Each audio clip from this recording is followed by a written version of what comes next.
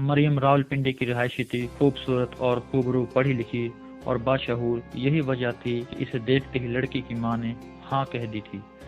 مریم کی شادی 8-9 سال پہلے ہوئی۔ شادی کے پہلے 6 مہینے میں ہی اس کا پاؤں بھاری ہو گیا۔ ساس، سسر، نندیں، بھاوجیں سبھی نے مبارکباد دی اور لڑکا ہوگا کہنا شروع کر دیا۔ ڈیلیوری کا وقت قریب آیا تو شوہر کے ساتھ ساتھ سسرال کے تقریباً سبھی لوگ مریم کو ہسپتال لے کر گئے۔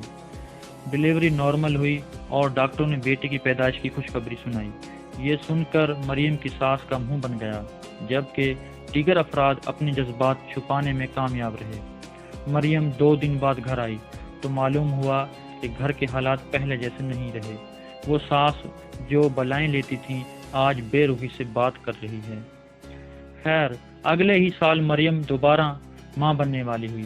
اس بار بھی سسرال والے سبھی لوگ لڑکے کی امید لے کر مریم کی خدمت میں رہے۔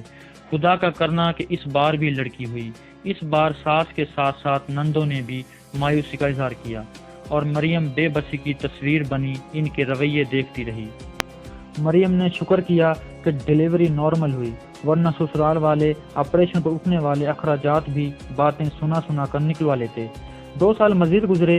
مریم تیسری بار پھر ماں بننے والی تھی، لیکن اس کی حیرت کی انتہا نہ رہی جب مریم کے سسرال والوں نے مریم کو یہ کہتے ہوئے میکے بھیج دیا کہ اگر بیٹیاں ہی پیدا کرنی ہیں تو ڈیلیوری کے اخراجات بھی تمہارے ماں باپ اور بھائی اٹھائیں۔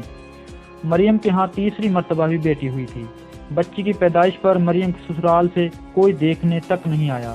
1.5 ماہ کی بچی اٹھائے مریم گھر واپس آئی تو اس کے لیے زمین بہت گرم ہو چکی تھی۔ ساس اٹھتے بیٹھتے پرانی باتیں نکال کر تانے دیتی۔ کبھی مریم کی بارات کے کھانے کو خراب کہا جاتا، کبھی مریم کے جہیز پر تنقید کی جاتی۔ گھر کے ہر کام میں کیڑے نکالے جاتے۔ اس کے پکائے ہوئے کھانے بھی اب برے لگنے لگے تھے۔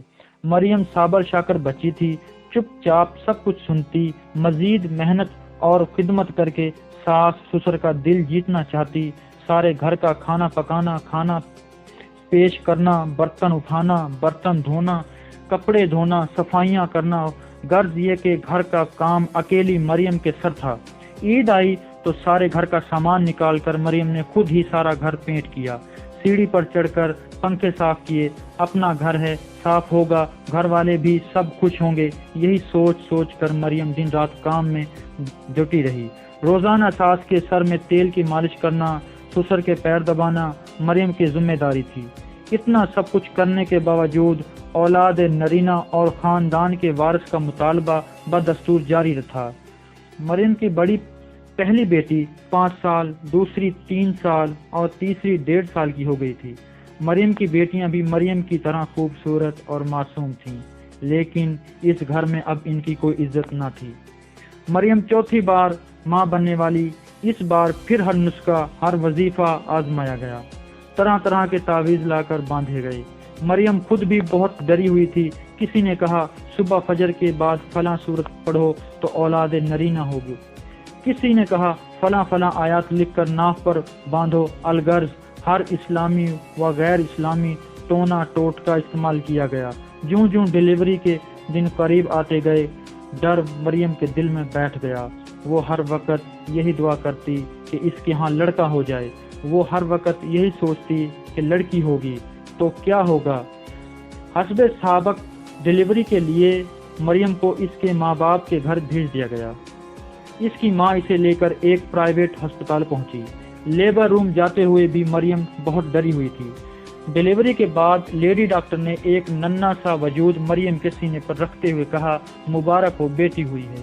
یہ الفاظ مریم برداشت نہیں کر سکی۔ اس کا دل رک سا گیا۔